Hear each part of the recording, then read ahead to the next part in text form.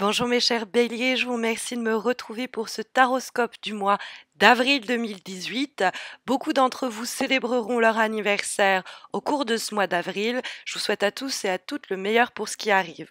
On va sans plus tarder s'intéresser aux énergies qui vont permettre de sonder le mois d'avril. La première des énergies, c'est celle délivrée par le 6 d'épée, qui se trouve dans les aspects positifs pour ce mois d'avril.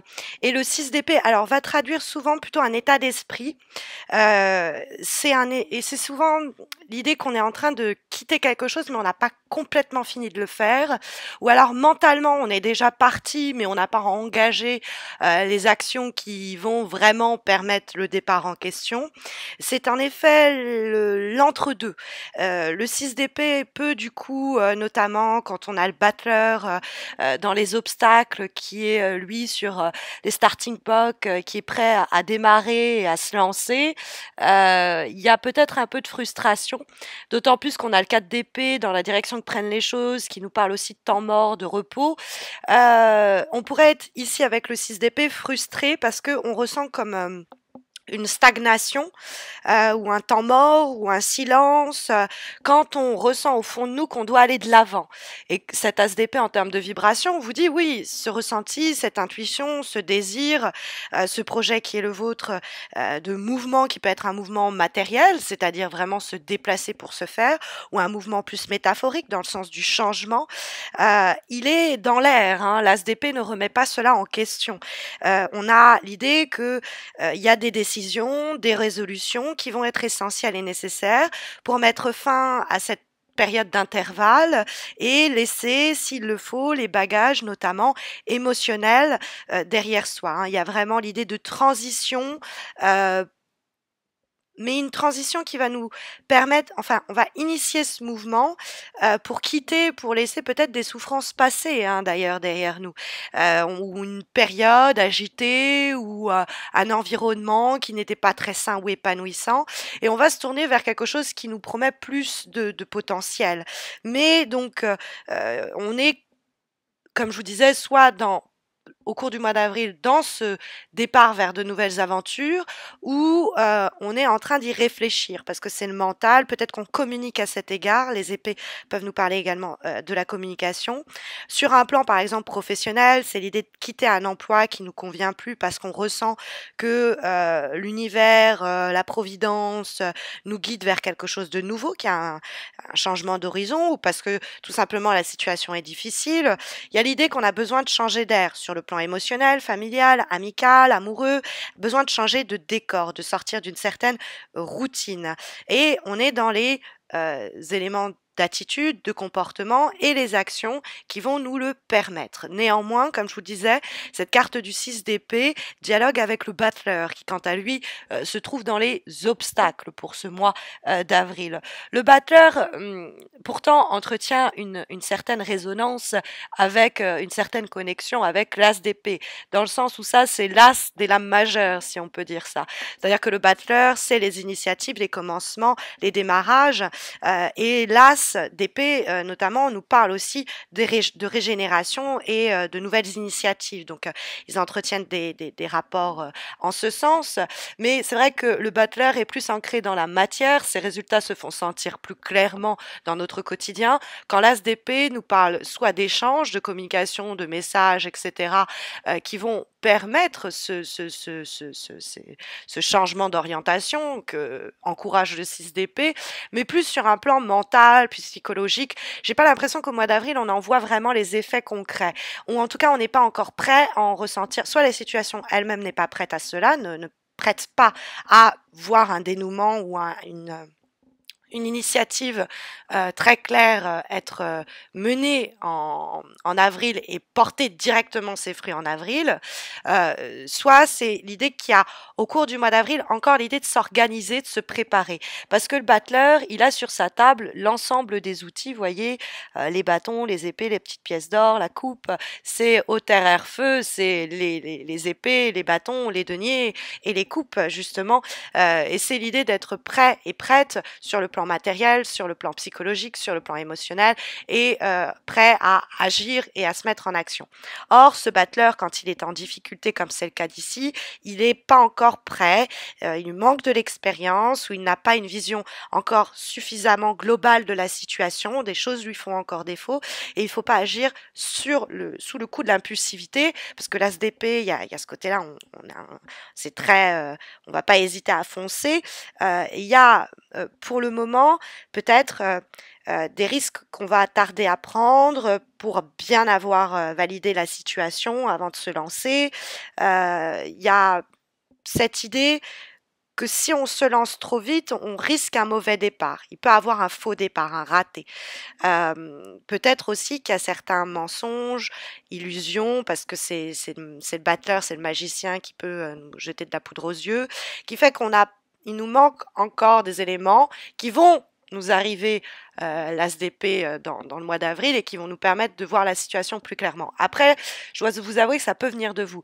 Vous avez encore une sorte de confusion dans cet entre-deux qui fait qu'il ne faut pas se lancer trop impulsivement, même s'il y a des décisions à prendre pour trancher le nœud gordien, parce que l'ASDP ne va pas effectivement hésiter, sur un plan en tout cas psychologique, à prendre des décisions fortes. C'est souvent des démarrages, mais qui résultent de « ok, ça c'est terminé, du coup ça permet de commencer, ça permet de se lancer ». Et là, par exemple, on n'hésite pas à abandonner ce poste parce qu'il y a autre chose qui nous tend les bras, tout simplement. Il y a une anxiété possible avec l'ASDP, et c'est pour ça que je vous parle de confusion, que le 4DP, à laquelle cette confusion, le 4DP va permettre de répondre et de calmer, de tempérer.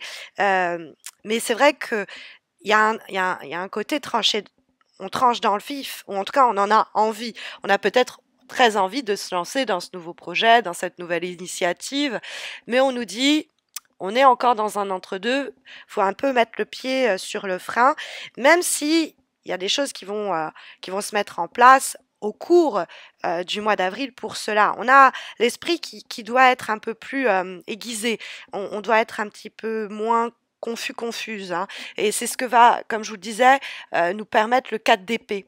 Parce que le 4 d'épée, c'est une carte qui représente une hibernation, mais c'est l'idée de, après une période de lutte ou des périodes qui nous demandent beaucoup, on va justement prendre un peu de distance, de repos, de recul pour intérieurement retrouver le calme, apaiser un peu les pensées contradictoires par exemple qui pourraient nous traverser, ou y voir plus clair. On a vu avec le battleur et dans cette période d'entre-deux, le 6 d'épée, un peu réfréner ses désirs d'initiative, le battleur dans les obstacles. C'est une période de restauration. Après, peut-être il y a eu des pertes, mais il y a un besoin, si vous voulez, le message que nous transmet le 4 d'épée, c'est pour justement se remettre en mouvement et accéder à ce départ, ce nouveau projet auquel vous souhaitez, vers lequel vous tendez, il y a justement le besoin de faire une pause et de se retrouver soi-même, de presque faire un peu taire les voix externes ou internes qui seraient trop nombreuses pour se rééquilibrer intérieurement. Et ensuite, c'est un temps d'arrêt, un temps de pause, un temps de vacances quelquefois, pour ensuite affronter les nouveaux challenges que la situation suppose, hein. Donc, on vous décourage pas pour autant hein, dans ces nouvelles initiatives. On vous dit juste de prendre le temps, avant de trancher dans le vif, de réfléchir, de pas être trop dans l'agitation, pas trop dans le spontané et l'impulsif, parce que sinon il pourrait avoir des erreurs. Et surtout parce que vous êtes dans une période, le 6 d'épée nous disait d'entre-deux. Dans l'avant-dernier conseil d'ailleurs que va nous délivrer les cartes, et ici en l'occurrence une lame qui est issue d'un oracle, celui du Tao, qui a été pensé et dessiné par la même personne qui a pensé celle de l'oracle celle du tarot Oshozen, hein. Vous vous rappelez, je travaillais pas mal avec le tarot Oshozen au cours des 2-3 années précédentes, et donc ici on a cet oracle du Tao qui nous présente la carte de la dispersion, et la dispersion c'est ce justement contre quoi va essayer ce tirage essaye de nous mettre en garde, hein. Il y a cette idée de peut-être besoin de restaurer une harmonie, de se revitaliser. Ça, on le voyait aussi, la régénération avec le 4 d'épée, pour dissoudre, faire disparaître certaines divisions, scissions, qu'elles soient avec le monde extérieur en termes de communication ou que ce soit en nous en termes psychologiques, hein, les épées qui sont très présentes dans votre tirage, hein, on n'a que des épées en dehors de la lame majeure qu'a le battleur. Donc il y a cette idée qu'il va falloir se retrouver, se recentrer, se recanaliser. Et c'est ce à quoi nous invitait aussi le 4 d'épée, qui va nous permettre aussi d'être plus ouverts et plus ouvertes à ce qui nous attend, ce qu'on va nous dire, ce qu'on va nous proposer par la suite. Donc il y a simplement se rendre disponible, être volontaire, à se réconcilier s'il le faut, à trancher dans le vif s'il le faut, mais tout ça motivé par sa propre pensée et pas par des énergies, des circonstances qui nous ballotteraient un peu, à être comme ballottés par des vents contraires et qui nous dicteraient un peu des chemins confus. Donc là, c'est justement, on ne se disperse pas parce que c'est pas l'idée de se replier sur soi, mais c'est l'idée de faire le calme un peu dans une période peut-être d'agitation ou qu'on voudrait un peu plus agiter. Peut-être qu'on est nous-mêmes à la source, hein, de cette agitation. C'est éventuellement possible avec le 4 d'épée, le battleur, etc. Et puis en dernière lame, issue d'un nouvel oracle, cette fois-ci celui intitulé Journey of Love, nous avons la carte des gardiens de la famille de l'âme. Je vous fais la traduction en direct, puisque la carte porte un intitulé anglais. Et cette carte va nous parler, alors pas mal des relations humaines, hein, évidemment, parce que il y a rien que il y a l'idée de famille, etc. Donc on peut avoir des situations, en l'occurrence ici compliquées, en rapport avec peut-être des membres de notre famille. C'est éventuellement possible. C'est si vous posiez la question au cours de ce tirage, c'est peut-être le tirage qui, précisément, vous fait un clin d'œil en vous disant c'est bien cela. Mais plus généralement, c'est les relations humaines. Et comme le 6 d'épée pouvait le signaler, peut-être aussi l'as d'épée dans l'idée de trancher, d'en terminer avec quelque chose pour démarrer autre chose, on pourrait avoir le sentiment d'être un peu effrayé à l'idée de laisser quelque chose derrière soi, et notamment une relation amoureuse, amicale, etc. Et des fois, c'est le courage pourtant qui est essentiel et nécessaire dans le but de laisser de la place pour quelque chose de nouveau, faire laisser la place pour une nouvelle relation ou une nouvelle... ça peut être aussi des idées, des pensées anciennes dont on va se débarrasser pour amener un nouveau état de conscience, hein. Mais dans le conseil, vraiment, elle est quand même assez relationnelle, cette carte de l'oracle Journey of Love. Elle nous dit d'être ouvert à possiblement réparer, cicatriser, guérir des relations actuelles, même s'il faut pour cela passer par une communication, même il y a peut-être l'idée de travailler à mieux communiquer, peut-être il faut se déplacer, hein, on l'avait vu avec le 6 d'épée, mais il y a cette idée que les relations humaines vont être un élément important de ce mois ou de ce tirage en l'occurrence.